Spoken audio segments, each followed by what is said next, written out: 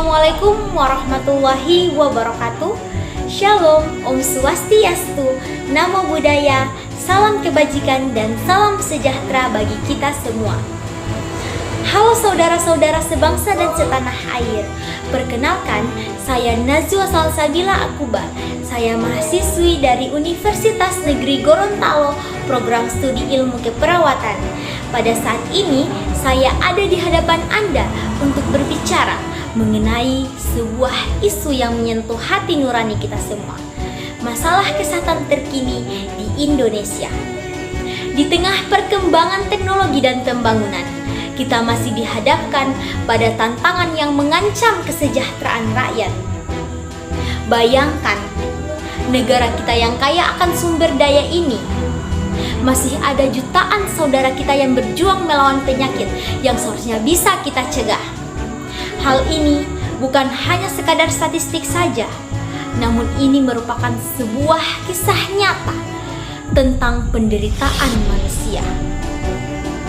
Sebagai bangsa yang berlandaskan pada Pancasila, kita harus ingat bahwa kesehatan bukan hak istimewa, namun kesehatan adalah hak setiap warga.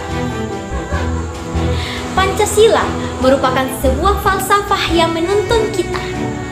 Kemanusiaan yang adil dan beradab mengajarkan kita untuk saling menjaga martabat manusia, keadilan sosial bagi seluruh rakyat Indonesia, menegaskan akses layanan kesehatan secara merata tanpa diskriminasi, dan Undang-Undang Nomor 17 Tahun 2023 tentang Kesehatan yang lahir dari semangat Pancasila menjadi payung untuk mewujudkan itu semua. Undang-undang ini menekankan pada transformasi kesehatan melalui pencegahan, peningkatan kualitas layanan, dan penguatan sumber daya manusia. Namun, apakah kita sudah menerapkannya dengan benar? Maka marilah saudara-saudara sekalian, kita telusuri 3 isu mendesak dan bagaimana Pancasila dan undang-undang bisa menjadi solusinya.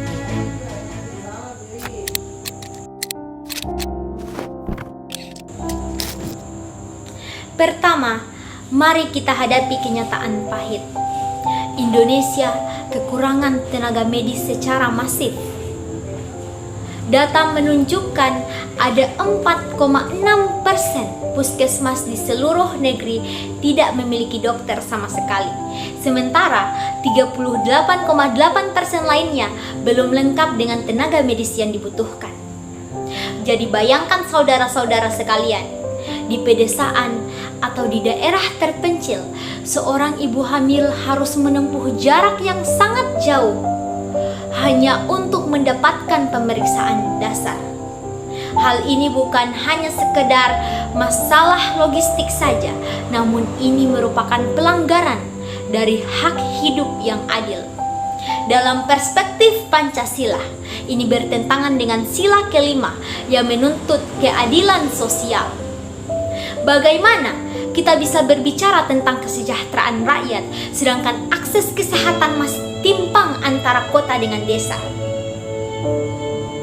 Undang-undang tentang kesehatan tahun 2023 khususnya pasal 139 sampai dengan 148 tentang sumber daya manusia kesehatan mewajibkan pemerintah untuk meningkatkan distribusi tenaga kesehatan melalui pendidikan, pelatihan, dan insentif.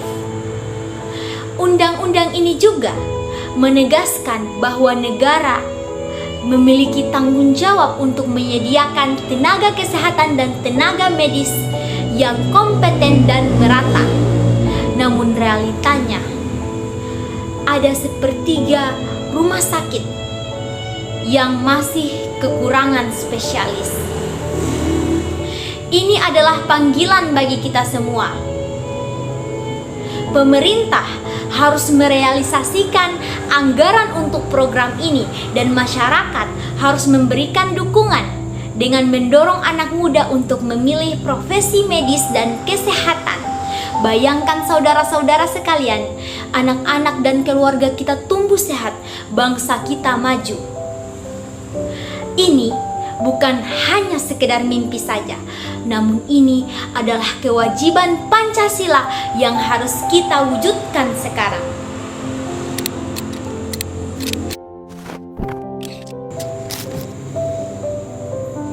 Kedua, marilah kita lihat masalah yang mengintai udara kita. Infeksi saluran pernafasan akut atau yang sering kita sebut dengan ISPA melonjak tajam hingga Oktober 2025. Dinas Kesehatan DKI Jakarta mencatat hampir 2 juta kasus ISPA dipicu oleh polusi udara tinggi dan musim kemarau basah. Hal ini bukan sekedar musibah alam semata, tapi ini merupakan akibat dari ulah manusia. Kendaraan bermotor, pabrik, dan pembakaran sampah yang tak terkendali. Bayangkan seorang ayah pekerja harian yang tidak bisa bekerja karena ISPA.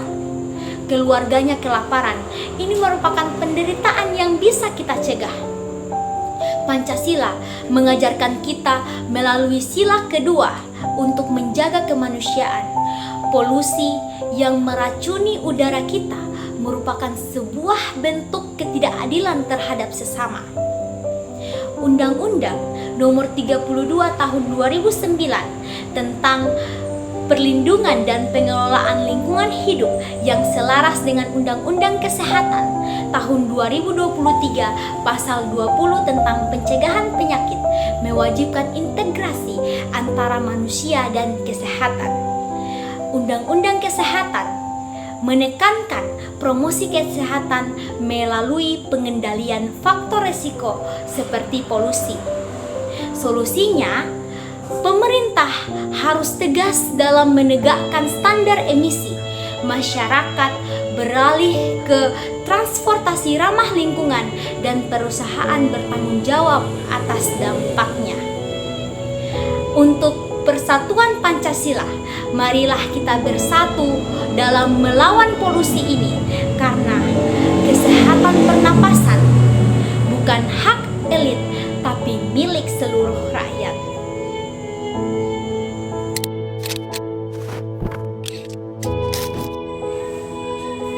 Ketiga, jangan abaikan jeritan hati.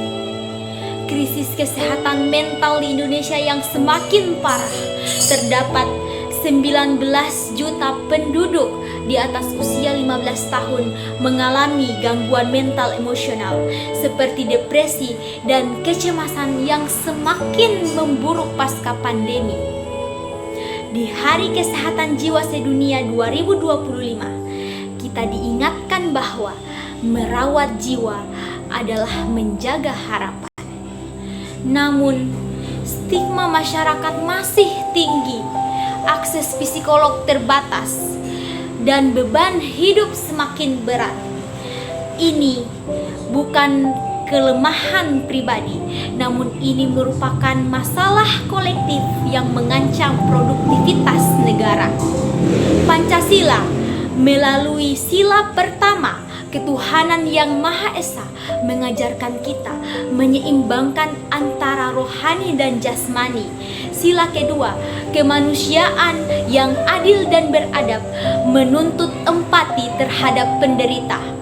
Undang-Undang Kesehatan Tahun 2023 Pasal 150 tentang Kesehatan Jiwa mewajibkan pelayanan kesehatan mental yang terintegrasi, termasuk pencegahan dan rehabilitasi.